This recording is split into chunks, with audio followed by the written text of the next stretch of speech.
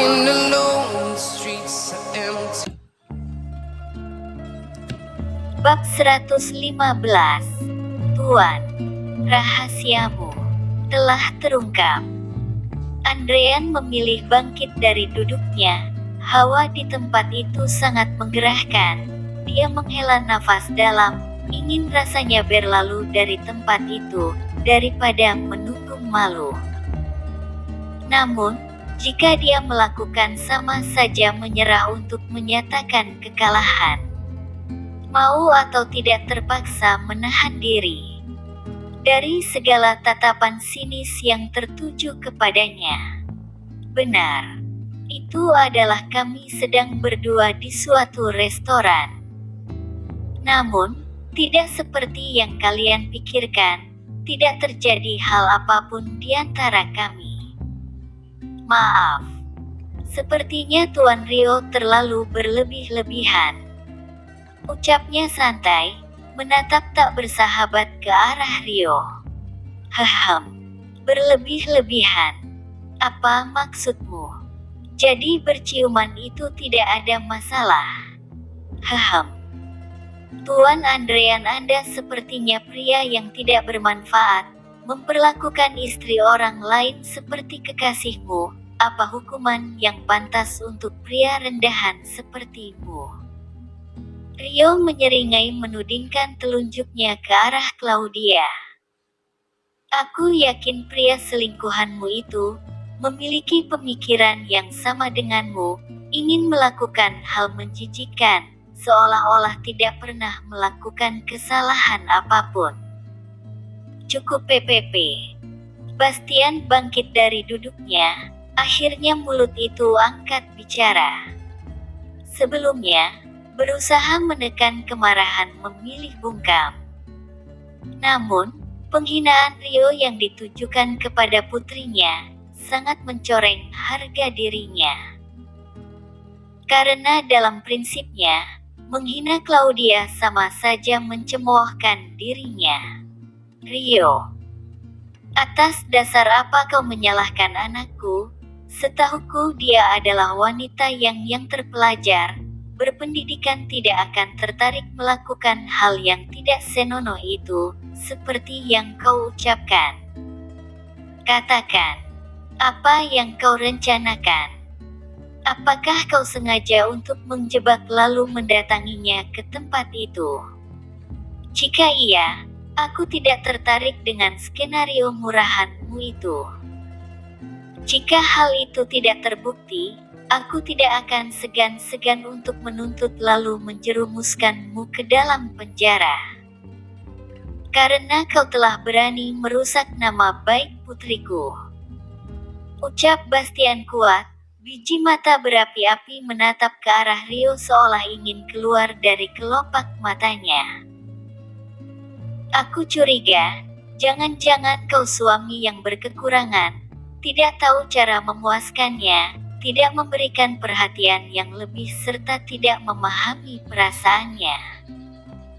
Jadi tidak disalahkan, andaikan dia melakukan hal itu. Tua bangka itu masih berkelah rupanya. Berusaha untuk menegakkan benang basah.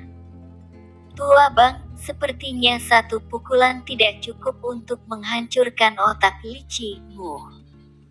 Baiklah.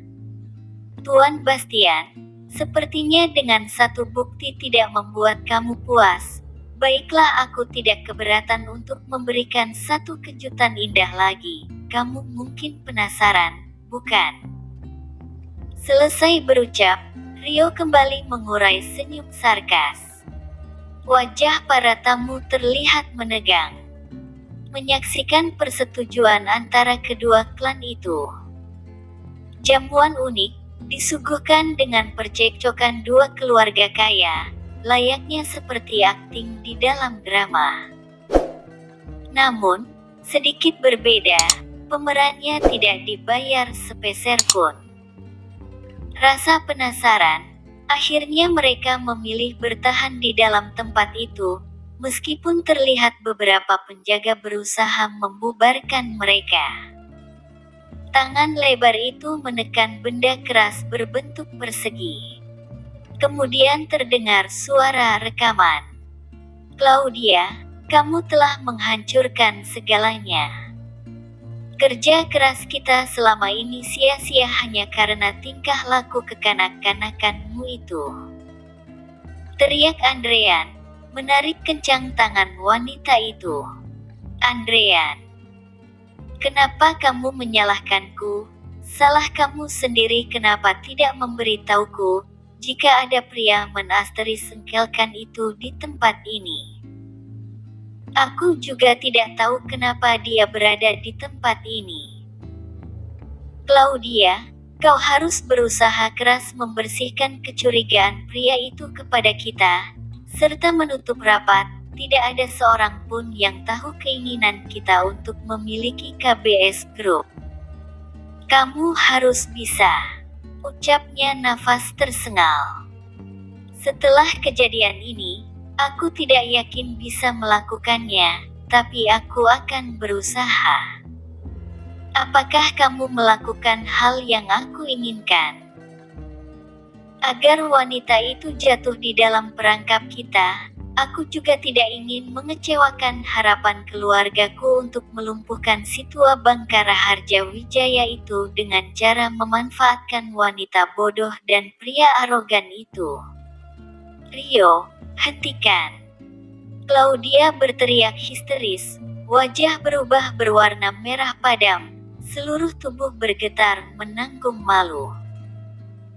Tanpa aba-aba, wanita itu berjalan menuruni pentas berlari menuju pintu keluar, tubuhnya menghilang di tengah keramaian. Andrean yang menyaksikan, bangkit mengejar Claudia yang kabur karena tak sanggup menahan malu. Semua rahasianya dan rencana busuknya telah terungkap. Penjaga, tangkap pria itu. Dia telah berani mencemarkan nama baik keluargaku. Aku tidak percaya dengan bukti murahan itu. Teriak Bastian kepada para security. Suasana berubah gaduh. Para wartawan bermunculan berusaha menyerempet di antara kerumunan manusia berusaha untuk masuk ke dalam ruangan. Terlihat sebagian tamu keluar dari dalam ruangan tak tahan mendengarkan kebisingan di dalam gedung itu. Cepat tangkap pria tak berguna itu. Sepi, tak ada tanda-tanda bahwa penjaga ingin melakukan instruksinya. Apa yang kalian tunggu? Cepat lakukan, bentak Bastian. Aku akan membayar kalian 10 kali lipat dari gaji kalian, dan akan memperkerjakan kalian di perusahaanku, dengan syarat habisi pria kurang ajar itu. Ucapnya berapi-api. Gerombolan penjaga saling memandang. Mereka tengah mempertimbangkan tawaran menarik Bastian.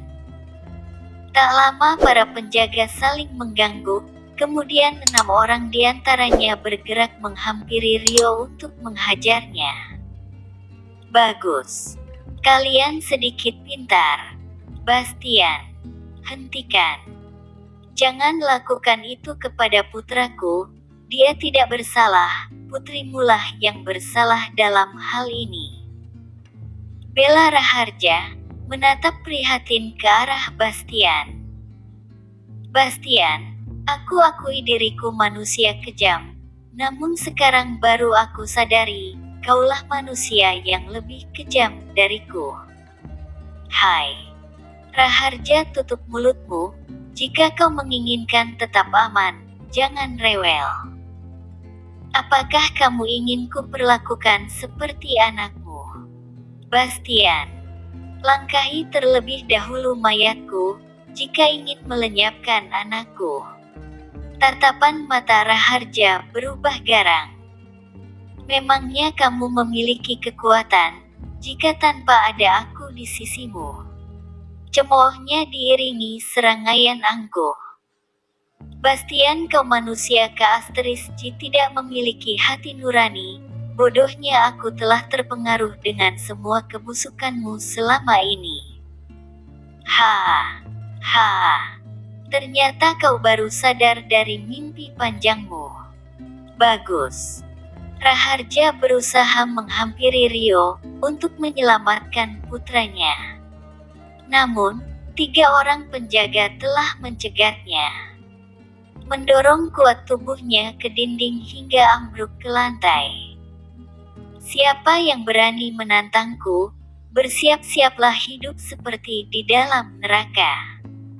2 orang penjaga menarik kuat kedua lengan Rio dengan arah yang berlawanan. Itu jelas sangat menyakitkan.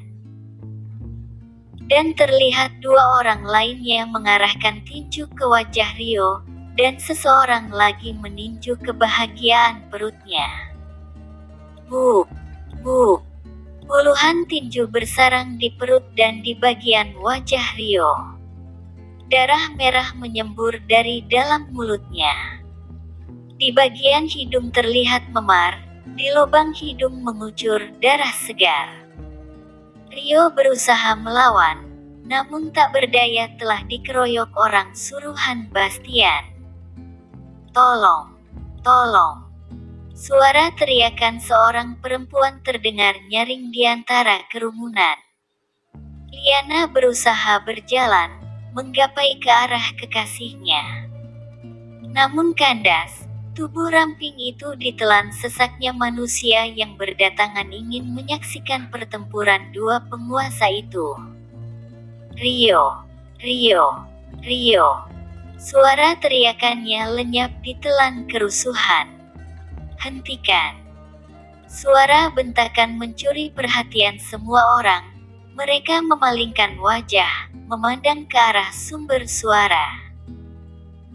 Pria paruh baya muncul di belakang keramaian.